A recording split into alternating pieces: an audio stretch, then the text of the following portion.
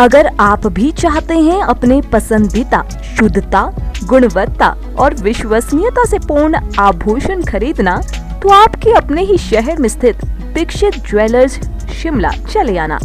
Dixit jewellers, जीवनदीप निवास, bypass road, BCS Shimla. संपर्क करें 0177-267-1115। अगर आप भी चाहते हैं अपने बच्चे का सर्वांगीण विकास, तो यहाँ आकर पूरी होगी आपकी हर एक आस। सरस्वती विद्या मंदिर हाई स्कूल, कमला नगर, शिमला।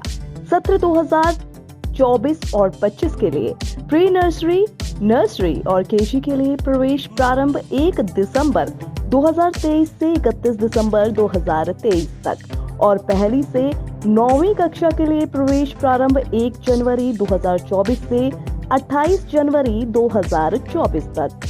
तो जल्दी कीजिए, भारतीय सांस्कृतिक मूल्यों और संस्कार युक्त शिक्षण संस्थान के लिए एकमात्र विकल्प आपके अपने शहर शिमला में। सरस्वती विद्या मंदिर हाई स्कूल, कमला नगर। अधिक जानकारी के लिए संपर्क करें 8278810797 पर। शनिवार को राजधानी शिमला के रोडू के रहने वाले भूप सिंह रंजन द्वारा लिखित पुस्तक गांव को गांव रहने दो का लोकार्पण किया गया। इस दौरान भूप सिंह रंजन ने मीडिया से रूबरू होते हुए अपनी इस पुस्तक के बारे में जानकारी दी।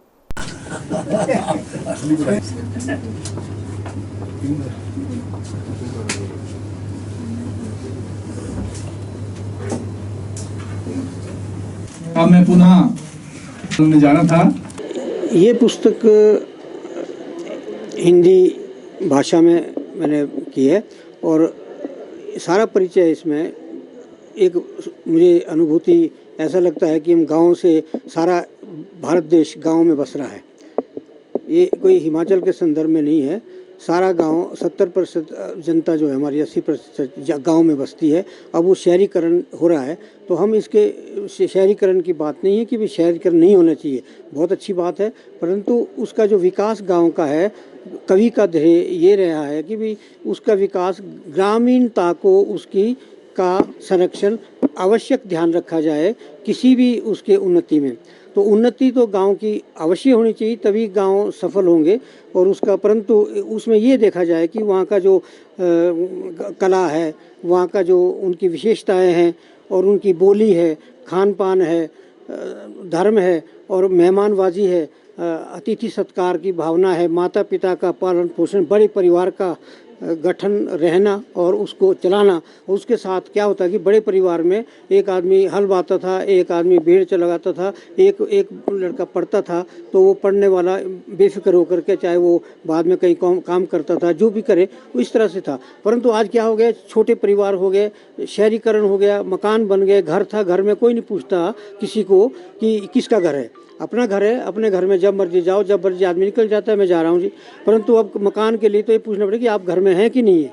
तो ये मेरा कंसेप्ट एक इस नाते से था, गांव को गांव रहने दो, इसको एक बड़े परिप्रेक्ष्य में देखने की आवश्यकता है। पाठकगण का मेरा ये, उसमें मैंने अपने परिपत्र में आग्रह भी किया है कि इसको संकीर्णता में नहीं लेके गांव को गांव ही रहने दो, गांव को गांव रहने दो, पर उसकी अस्मिता को गांव रहने दो, परंतु जो उसका विकास है, उसका परवरिश है, उसको ग्रामीण वातावरण के अंदर ही करा जाए तो ज़्यादा उपयुक्त होगा, अच्छा होगा, हमारा देश जो सबल रहेगा। वहाँ की जो जैसे मकानों का कार्यक्रम है, आज एयर कंडीशनिंग हम यहाँ पर करते हैं और वहाँ पर हमको कुछ नहीं करना पड़ता, वहाँ मकान ही इस टाइप के बने हैं कि उसमें आज हम क्या कर रहे हैं कि भी ये जलजले के खिलाफ जो है प्रति जो है हमको मकानों का इस तरह से इंजीनियरिंग हो रहा है। इंजीनियर साहब साथ खड़े हैं, देखो ये, तो ये जानते हैं कि भाई किस तरह से मकान जो है जलजले में वो ग्रस्त होते हैं, तो उसके मुताबिक इंजीनियरिंग होती है। परंतु गाँव के इंजीनियरों ने ऐसा बना रखा, कास्ट कला के मकान होते थे, वो उनमें जॉइंट होते हैं, वो हिलते हैं तो अपने आप में खड़े रहते हैं,